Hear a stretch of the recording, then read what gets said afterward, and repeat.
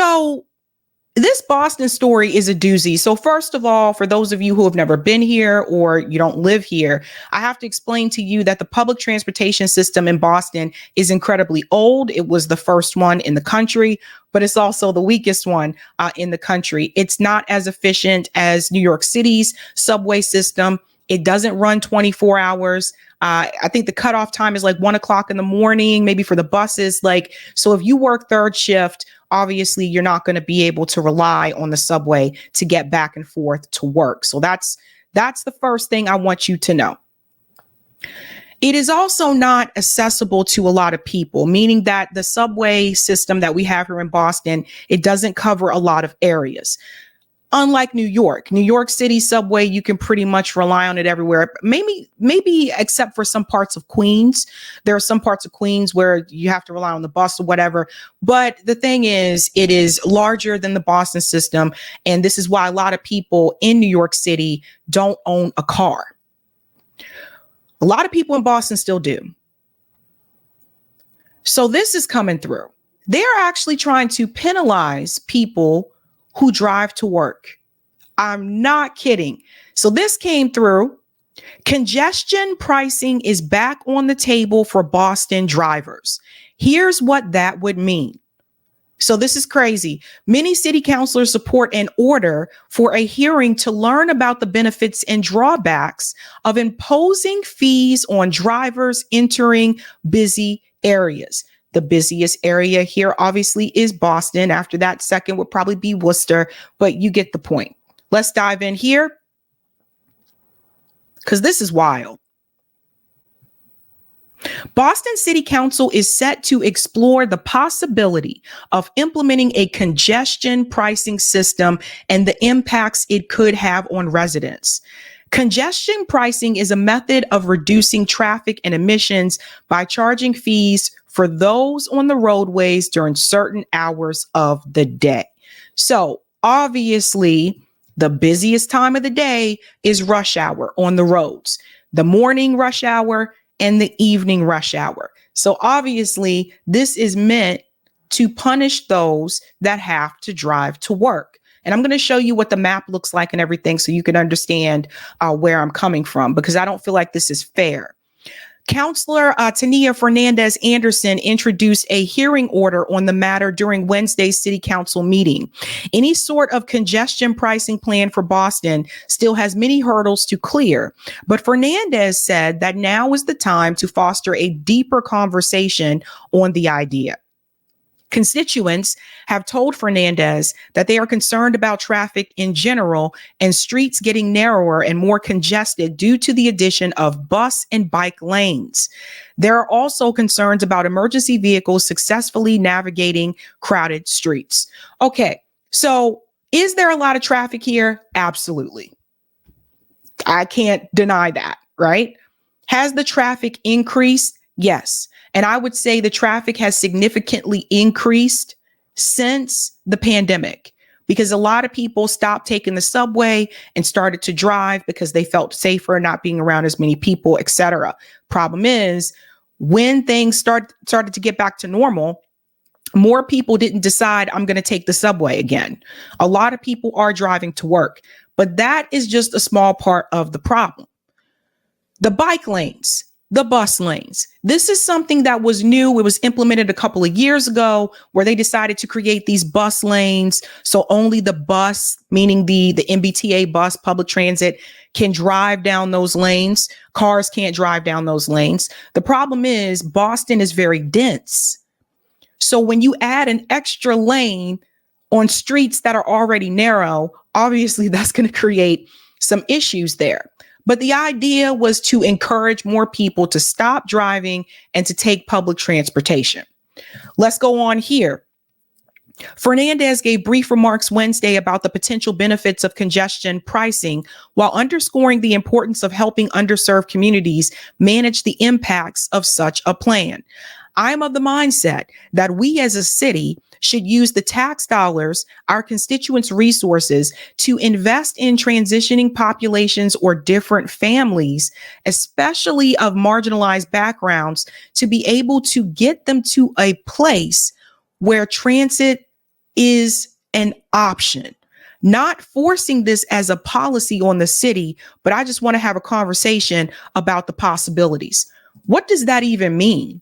Forcing them to a place where transit is a possibility. Does that mean you're talking about displacing people even more in Boston? Because the reality is, and you'll see this when I show you the map, a lot of the poorer neighborhoods in Boston don't have access to public transportation, particularly the subway. You'll see this in a majority of Dorchester. You'll see this in parts of Roxbury. You'll see this. You'll notice when you come here that most of the subway stops, the areas that are, I would say, more well off financially, they have more access to public transportation. The poorer the neighborhood, the less access you have to public transportation within the city. Then there's the issue outside of the city. For people who live in the greater Boston area, which includes myself, yes, we have a commuter rail that goes to those cities and towns right outside of Boston. But even the commuter rail doesn't service all the towns and all the cities.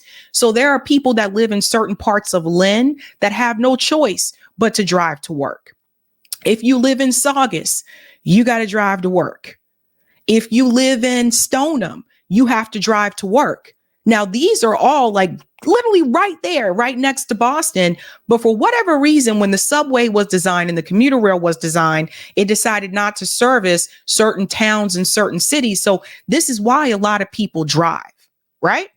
It goes on to say, in the hearing order, Fernandez-Anderson referenced efforts by New York officials to implement congestion pricing in Manhattan. It could go into effect as soon as the spring. So for all my peeps that live in New York City, this could be coming your way too. In December, the Board of New York's Metropolitan Transportation Authority voted in favor of recommendations that a $15 fee be imposed on cars entering Manhattan below 60th Street once per day. The recommendations called for commercial trucks to pay up to $36 and for extra fares on taxis, Uber, and Lyft rides. In New York, drivers who make less than $50,000 a year would not have to pay the fees for the first 10 trips into the designated congestion zone each month. Emergency vehicles would be exempt, as would vehicles transporting people with disabilities and drivers who live in the congestion zone and make $60,000 or less per year. So here's the thing.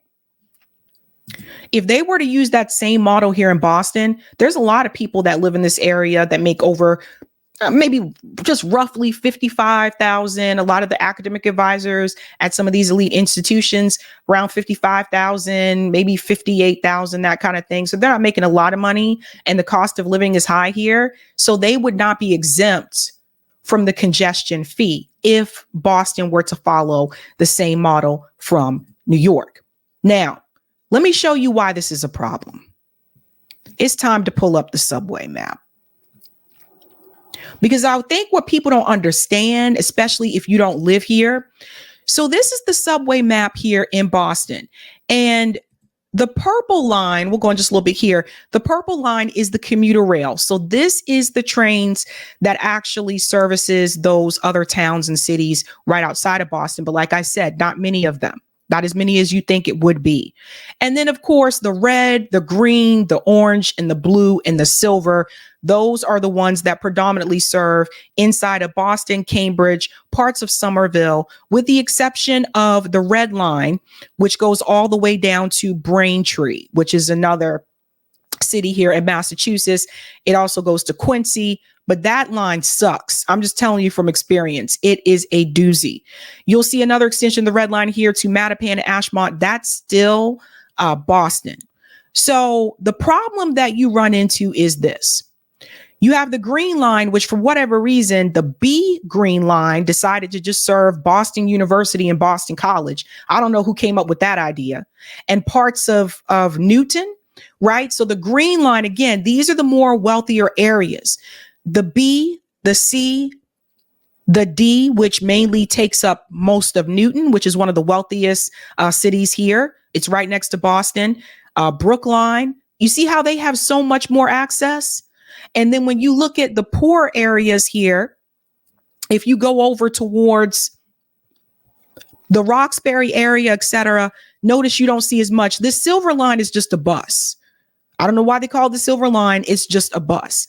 So they mainly put a lot of the buses in the poor areas. And if you're down here deep in Dorchester, you have to pretty much rely on taking a bus, sometimes to another bus and another bus, depending on where you need to go. So this is the subway system. We go all the way up here to Chelsea. Oak Grove is right here. Here's Malden Center, etc. Now, notice the cutoff is right here. Let me show you the problem. If we look at the map in Boston, let me zoom out just a little bit, because I'm going to show you what is not being serviced. So you'll see here's Braintree that I referred to right down here. There's Quincy. Okay. Let's go up. Come and tell you who gets missed. And we'll zoom in just a little bit. So here's Boston. Here's Alston, which is also part of a neighborhood in Boston. Watertown, for example, has no subway stop. None. There's bus. You can take the bus from Watertown into Boston, but there's no subway. Waltham, no subway. Like, I don't know who came up with this system. So these people, the people in Waltham and Watertown, these people are more likely to have to drive into work. Weston, which is the wealthiest town in Massachusetts, that's actually where David Ortiz used to live there when he played for the Red Sox. Not sure if he still lives there now, but it's not uncommon to find Red Sox players that live in Weston. Weston, no public transit, no subway stop, none, no commuter rail stop. These people have to drive. So, and then we go north. Boston, Cambridge, Somerville has subway access for the most part. Medford has limited subway access. Then we get to Malden, limited subway access. Everett has no subway stops. Revere has limited subway access. Now we're starting to get to some of the towns that are more working class. We go up to Saugus. Saugus has no subway access. So you guys see a pattern here? You see a trend? Okay. Lynn, very limited subway access. I think most people that live in Lynn have to take the bus, right? So we'll go up again. Over here to the left, we have Lexington. Lexington is also a pretty wealthy area. A lot of the professors from MIT and Harvard live over in Lexington. There's also a lot of doctors that live there. These people, again, they can drive to the Acton commuter rail stop, park there, and get on that commuter rail line, right? But again, you see the difference. Woburn, which also used to be working class, is becoming more expensive now. Limited access. There's one commuter rail stop. Stoneham, none. None. Wakefield, limited. Reading, limited. Burlington, limited. So you see how, but then if you go over to the east, Peabody has one commuter rail stop. Salem has a commuter rail stop. Beverly has a commuter rail stop. You go a little bit further in, Linfield, none. Or I think one commuter rail stop. Middleton, none. All of these. And as you go further, by the way, these towns are not that far from Boston. You're talking about a 30-minute drive without traffic. So as we look further, let me just zoom in here because I want to show you something else. Then we get into the heart of Boston. And I want to show you something here. Dorchester. Dorchester is probably the largest neighborhood in Boston. And Dorchester has very limited subway access. It's a predominantly Black area. There's the northern part used to be Irish, the southern part, predominantly Black area, very limited access. And as you go to the South Shore, what people call the South Shore, we'll go a little bit further here. You have Roslindale, you have Milton. Milton's pretty well-to-do as well. You have Quincy. Quincy does have the access. Dedham, limited.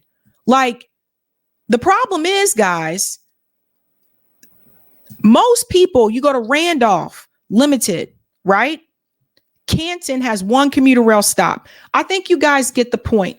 The problem that you're running into is that obviously it is cheaper for you to live outside of the city if you're renting. Like, for example, Lexington's expensive to buy a home, but if you want to rent in Lexington, it's probably going to be cheaper than it is in Boston. If you want to rent an apartment in Newton, it's going to be cheaper than it is in Boston. So if you have a limited amount of funds and you have to live further away because the rent is cheaper, now they're trying to tell you that basically if you live in these areas that don't have public transportation, they're trying to penalize you for driving to work. And not everybody, again, is able to live in the city. And when I see in that article that they say they're going to try to find ways to encourage them to have access to public transit, what I hear, the underlying tone of that is they're going to try to displace them. What I am starting to see, I feel like they're trying to cram everybody in to the city, and they're trying to make it so that you don't have a car and they just want you to walk, bike, or take public transportation. And that's not feasible for everybody. First of all, everybody cannot afford to live in the city. So I don't know who came up with this idea, but I think this is a bad idea. And I think it's going to be it's going to penalize people who are working class, people who are poor. It's going to penalize a lot of people that live in these marginalized, areas. They're the ones who are going to be penalized. And it is true. If you come here, you'll see it. They can't help it that they can't afford to live in the city. They can't help it that there's no public transportation in their town. And I've often pushed back on this multiple times because this is how I see it. I see it this way. If public transportation, we were the first public transit system in the country, you mean to tell me all these years have gone by and we never got to the level that New York City did with public transportation, where it doesn't matter if you're within that mile radius, you have a subway stop near you. So there have been a lot of failures in reference to the public transportation system. Now they're considering charging people and making them basically pay this penalty because they have to drive to work. And if you want to talk about the climate issue, you want to talk about the environment, which they mentioned in that article as well, maybe we should stop giving $10 million to Israel every year. For those of you who did not know, Boston gives $10 million to Israel every year, and Israel is bombing not just Gaza, but I saw the news earlier today, they're bombing Lebanon again, this time not on the border, but deep in the heart of Lebanon. So if you want to talk about the environment and the climate, you need to be pushing to stop the wars. Now, part of it is the funding. Because Act on Mass, this is an organization here, they actually try to hold our legislators in the state house accountable. That's what Act on Mass is for. So Act on Mass, they pointed this out, the MBTA's failing funding structure and its origins. So I just want to jump down to the part where they talk about that right here. The MBTA, let me make this bigger, sorry. The MBTA has been struggling to pay their bills since their change in funding structure in 2000. And now they are facing even larger deficits due to hefty costs of debt payments, safety plan implementation, and operating expenses. According to the MBTA CFO, Mary Ann O'Hara, the projected MBTA budget deficit discussed for next fiscal year was $182 million, and this number could amount to $859 million over the next 5 years. The debt that the MBTA continues to pay for accrues faster than the rate at which the MBTA is able to pay off these debts. Translation: the big dig debt is growing faster than we can pay it off. By the time the debt is paid off, which is projected to be in 2040, the MBTA is expected to have paid more than $8 billion in debt and interest payments. That's $8 billion in costs that were not supposed to be the responsibility of the MBTA, $8 billion that could have been spent chipping away at the Murad safety issues plaguing the transit system or upgrading its archaic equipment. So yes, public transportation here, it is archaic. It's like nothing you've ever seen. Because when I first moved here, I was like, that's the subway. Now, why did that happen? Part of that has to do with the administration. Under Governor Deval Patrick's administration, they actually decided to forego the safety inspections. These trains are supposed to get these inspections every 5 years, and they're supposed to be upgraded. They decided not to do that. And to that, I ask, what happened to all that money? This is why we're in this situation to begin with. But now you want to punish the people and you want to charge the people because you didn't do what you were supposed to do in reference to making sure that these trains were maintained and in reference to expanding the public transit system. That was supposed to happen years ago. Has not happened. So you have to be very careful about trying to blame the workers. And this is exactly what they're trying to do. They're trying to blame the workers that can't afford to live in the city, so they have to live further away, and there's no public transportation near them, so they have to drive. They're trying to penalize the workers instead of penalizing the administration for mismanaging funds. It's crazy stuff, guys. But yet, this city is giving $10 million a year to Israel. Why didn't we take that $10 million back and invest it in our public transportation system?